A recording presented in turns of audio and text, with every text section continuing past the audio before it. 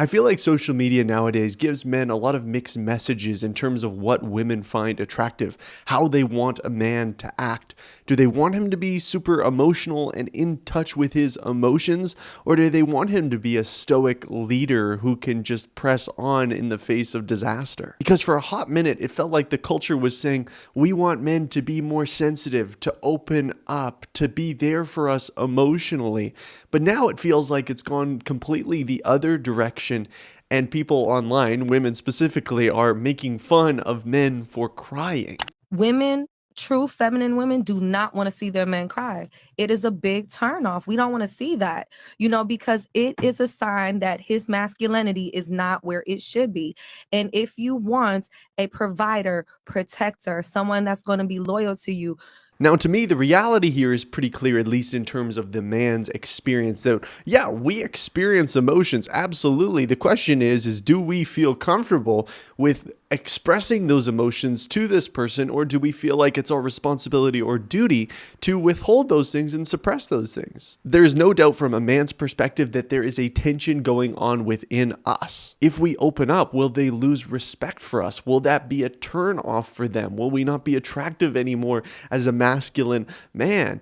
Or if we go the other direction and are always stoic and never communicate those things, will that disconnection and lack of connection in the relationship just be how it is? Is it a man's responsibility to just be alone in this?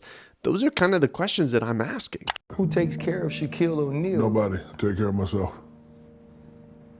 Like I caught flack one time. I was on this young lady's podcast and she said, do you express your emotion to your woman? I said, no. Why would I do that? Oh, and they tried to kill me. But I don't. And the reason why, because as a man, you are to protect, provide, and love. And women are emotional and caring. So if I'm telling her I have a bad day, now it's two people with bad days. I don't tell my woman I'm having a bad day. How's your day? Oh, I'm good, baby. I got to take care of it. Because if you put stress on her, she's going to put it right back on you. Because it's our job to protect, provide, and love. But people, oh, you need it. No, I don't do that. I take care of everything, and that's just how it's going to be. And you know why I'm like that? Because it's worked for me. We're going to hear some more interviews about what women think about an emotional man in a second, but here's how I've processed this. Now, there's two sides to this. When my wife and I were dating, I can look back and see some of the most bonding moments where we were going through a lot of difficult things, external stuff, internal stuff, relationship dynamics, all sorts of stuff that we needed to work through and have communicated to each other.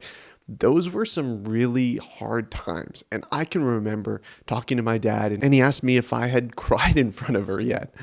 And I said, yeah, I had. And I thought about it for a good while.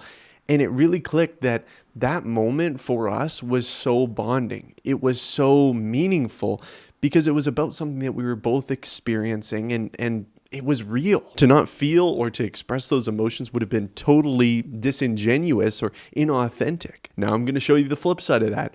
Now that we're married, I read a book that really convicted me. It really talked about emotional sabotage in your relationship and how having a continual orientation towards stress and anxiety and allowing those things to cloud the way that you are and set the tone for your relationship and your home, they're just destroying your relationship. They're damaging your relationship and the atmosphere that your wife is living in. Allowing those external certain things that were going on in our life to impact me so deeply that they were constantly rubbing off on my wife. Now I'm going to get back to should you be emotional in dating in a second, but what this looked like in our marriage was me realizing that I had to change something. Like I couldn't keep living like this, allowing this perpetual stress and anxiety to just dictate my life and the culture of our home. In Titus, one of the primary encouragements to young men, specifically in the church, was to sober-mindedness.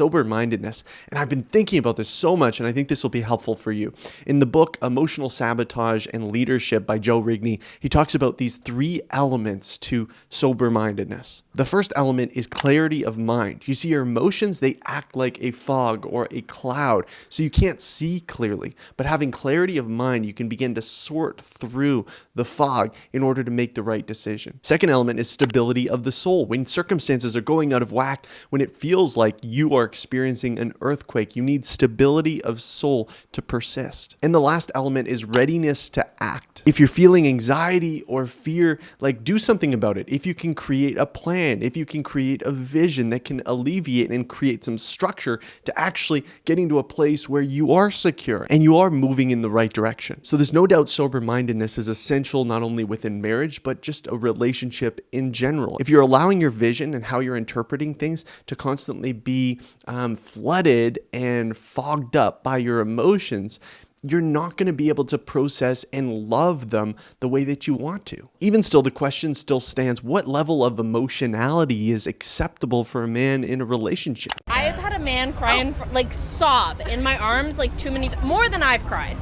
I don't really cry that much, but I've had, but they should not be sobbing in my arms. No, negative, disgust. They should have emotions. I believe that men should have. To deny that men have emotions is just ridiculous to me. The question is, what are we going to do with those emotions, and what is proper emotion per context? Is it proportional? You see, in this situation, what it sounds like is this guy kind of, sobbing or whatever. Like, if his mom died or his friend died, like, that would be a very important bonding moment. Like, he should be able to, express those emotions because they're real. The difference is if he's crying about a video game that he lost, or because he burnt the toast, or something minor didn't go right, is he allowing those emotions to dictate everything about his life? Has a guy ever cried in front of you? Yes. Was it a turnoff? Not really. Okay. I wouldn't say turn on, but I don't know, Yeah. it depends on the situation. Should men be more emotionally vulnerable? Yes, but not too early in the relationship. Why do you say that? Could be a turn off.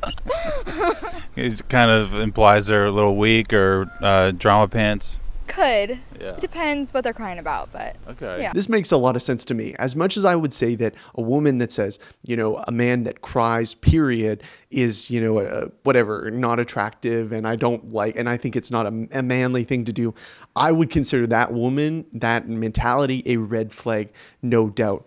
But there is something to say about discernment in if a potential guy is just, letting it all loose right away and is just sobbing about whatever else, and it doesn't feel proportional to what he's talking about or the experience that he's going through, it feels like he's unstable. Now, I really don't think the question here is about how much do you feel, like how emotional are you as a man, how deeply do you feel? Because I think there are guys that feel very, very deeply, and yet they're very discerning and wise and sober-minded about when they are vulnerable about those emotions and when they choose to deal with that themselves because it's for their family, to protect the emotion and the spirit of their family, or they're discerning in that. They're able to use wisdom. I think of a general in a battle. Now, this might sound a little bit funny to you, but we're in a spiritual battle. That's what the Bible says, so I don't think this is quite as ridiculous as it might sound, but think of a general in a battle. His competence, his level of competence is not about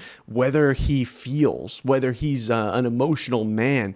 It's about how well he can navigate and manage those emotions. Is he constantly allowing the anger or lack of self-control in his heart to cause him to make poor decisions? Is he just constantly, letting the emotions out and crying all the time or whatever else? Like, is that disrupting his ability to lead in the battle? Maybe he feels very deeply. That's okay, but is he able to carry out leading his men well? I truly think the same applies to a relationship. It's not about how much you feel as a man, because look, I would consider myself an extremely emotional man. I feel deeply in a lot of different ways, but what I've had to figure out is, okay, how do I not allow these emotions to disrupt where I want to lead my family and how I want to love my wife? Now, I think men get this wrong when they think, okay, well, that means I just need to suppress all of my emotions and I'm never going to share anything, and because she's going to think I'm weak and a pansy and question my masculinity.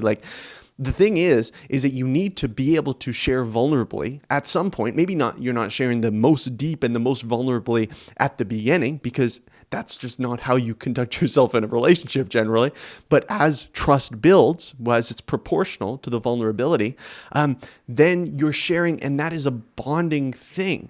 If a girl is just like, I don't want him to share vulnerably at all, and I just don't care about that, then she doesn't want a husband and she doesn't want a partner. She wants a guy to make money so then she can live the lifestyle that she wants to live. Has a guy ever cried in front of you? They have, yes. Were you turned off? No, no, not at all. That's good. You're sweet about it. Yes, of course. There's nothing wrong with a man crying. Yeah. A lot of guys are concerned that it'll send a message that they're weak or unmanly, and that it'll be a turn off too early in the relationship. I don't believe that at all. I feel like that's a misconception that a lot of people have, and that needs to be talked about a little bit more. And there's really nothing wrong. Like, we're all human. We all have emotions and need to express those emotions. So now, what I've learned in making these type of videos is there's no doubt going to be guys that are watching this right now and saying, Isaac, this is what they're saying. She's saying she's okay with it, but in reality, no, she's not. And it is actually, a detriment if you cry in front of girls. And I'm not going to do that. And generally what I've experienced is that those men have bought, wholesale into that. Some women feel this way. And so I'm just going to try to do, appeal to these women. And then also the fact that they've experienced that in their past. Maybe they've been rejected in some way or encountered a woman that, didn't like them to be emotional in any capacity. And you know what? That's your experience. And so I respect that. But here's what I would say is that is not all women. There are women, I believe godly women, that want their boyfriend or husband to open up more, to really hear what's going on in his heart. Like I said, it's about the proportional emotions. If your toast burns and you're weeping about that, then she rightly is going to say, you're kind of emotionally unstable, right? She's going to think that.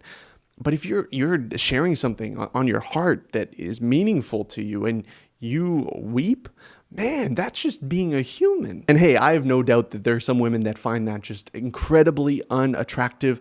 But at the end of the day, it's like, who cares? Who cares? You're not trying to appeal to every kind of woman. She's got her own issues to deal with around men and emotions. I just want to leave you with this. I do think it's super important to be vulnerable and authentic in a relationship, and even taking those stabs at vulnerability. That's what relationships are, right? As trust is developing, you each are becoming more and more vulnerable about your experience, what you're going through. And sometimes it won't be reciprocated and it won't be received well, but that is the risk of a relationship, is taking those steps out into vulnerability in order that you can connect in a deeper way. I know this is a kind of a complex, nuanced topic, but I'd love to hear from you guys in the comments down below. If you want to join our weekly video calls, join on Patreon down below and become a part of our brotherhood. I'd love to see you on there and get to know you a little bit. And until next time, keep pursuing the mission.